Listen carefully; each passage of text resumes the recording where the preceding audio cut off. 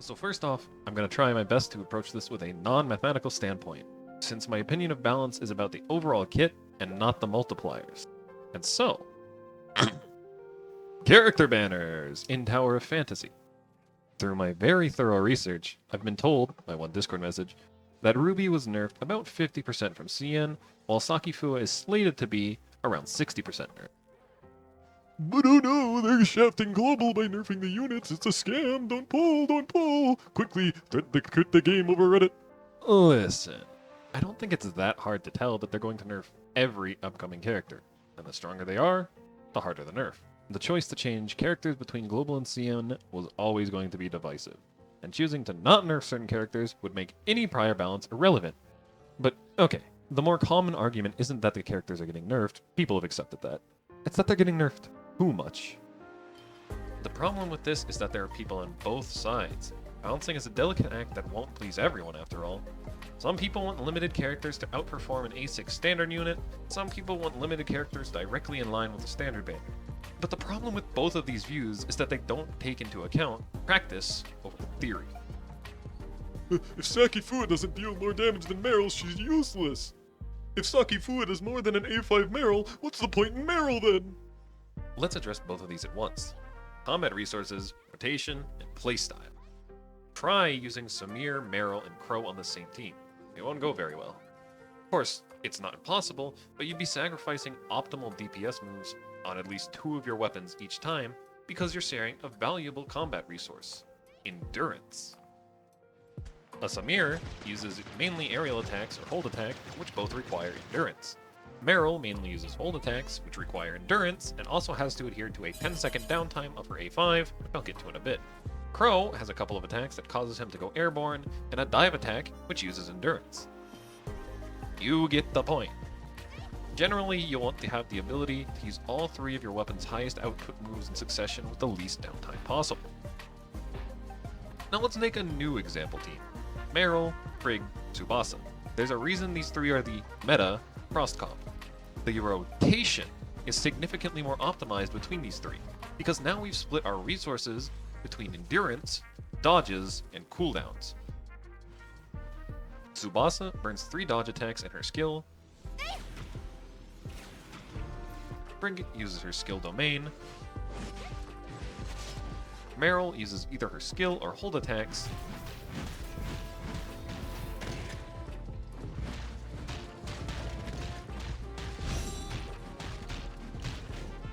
And then Frigg uses infinite dodges and domain until it's time to repeat from Tsubasa.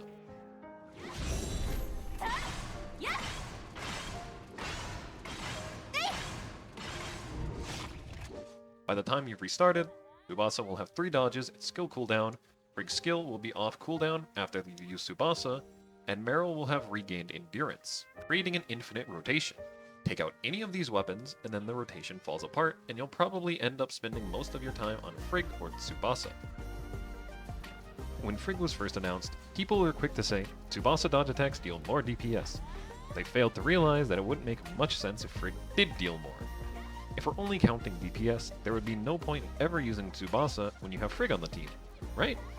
If Frigg can infinitely dash and deal more DPS, then Tsubasa's power creeped, right? Tsubasa is a buffer limited by her dodges. If you stayed only on Tsubasa, then you'd be wasting time waiting for dodges while doing basic attacks. Tsubasa gets to deal a burst of damage, apply her buff, and tag out. You make better use of that buff timer on other weapons while her dodges recharge.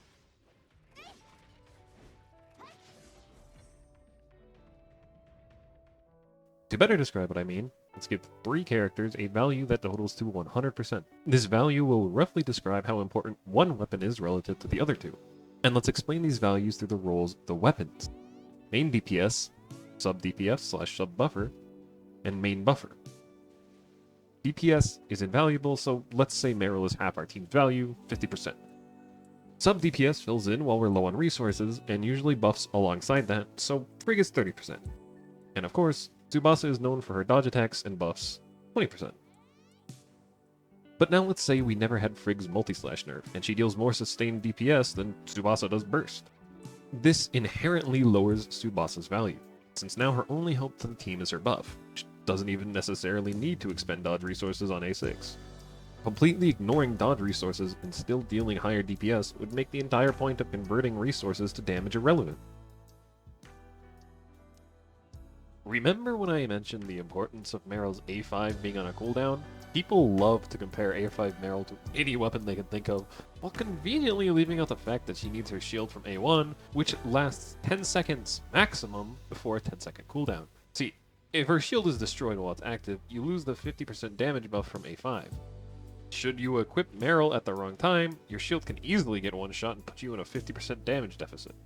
Since her skill and spin are her main damage methods, you also have to consider your cooldown or endurance.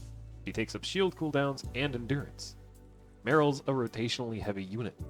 She's extraordinarily strong at A5. It's pretty understandable that other units don't exceed her damage. My point is that as long as the weapon doesn't do more damage than other weapons, regardless of rotation, or conflict with similar weapons resource, it fits the weapon pool nicely. And this doesn't even take into account if the weapon is strong or not. It prioritizes the role of the weapon. Even if this theoretical weapon had extremely low percentages on attacks, buffs, healing, etc., they would still have a place if their numbers were increased. So then, these are important questions for balancing changes. Does Saki Fuwa fit our current weapons rotations? Can we really complain about the under or overperformance of a weapon because of its multipliers? What happens if they pull a frig and buff her by fixing some translation issues? These points work for basically every character released too, and everyone who's going to be released. If I had to make a guess, Lyra and Len will be a little less nerfed due to their roles being practically uncontested. Now, there's obviously still valid criticism. If a character's kit is supposed to fill multiple roles and excels too much in one while lacking in another, then the character will inevitably feel worse to play. A kind of, why use this ability when I could swap to my next weapon? Which is exactly what I imagine the balance team tries to avoid. Rotations that are more effective to ignore. Take, for example, Hilda. What the fuck are you supposed to do after using her turret? Sit there and shoot for barely any damage? Global won't perfect every character's balance, especially before their release. The Global team stated that they cared, so let's test that, not by complaining until they buff a character over the moon, but by giving them a reason to polish their design. Only if they refuse to listen to genuine feedback should we boycott them. ToF has its bugs, its issues, its bugs. Got a lot of issues, let's be honest. But Doom posting every banner isn't the way to go about them. All it does is annoy other players. I can't say be constructive about every problem since it wouldn't matter for many of them. But what I can say though is just wait for the banner releases to make an opinion, at least. I'm not here to white knight a company, trust me, I know better than that. But I'd like to at least think I understand their strategy. And here, let's make a promise. If Saki Fuwa releases, and she's so bad that she doesn't serve her purpose, and you really would be better off without her, I'll delete this video. I'm pulling her myself, and if she really doesn't provide any value compared to Meryl, you'll know if I delete the video. Well, anyway, if you're waiting for some better content, I'm planning on doing a full video on team composition later. Sorry about the rant upload. I gained 50 subs last video, I gotta lose them somehow.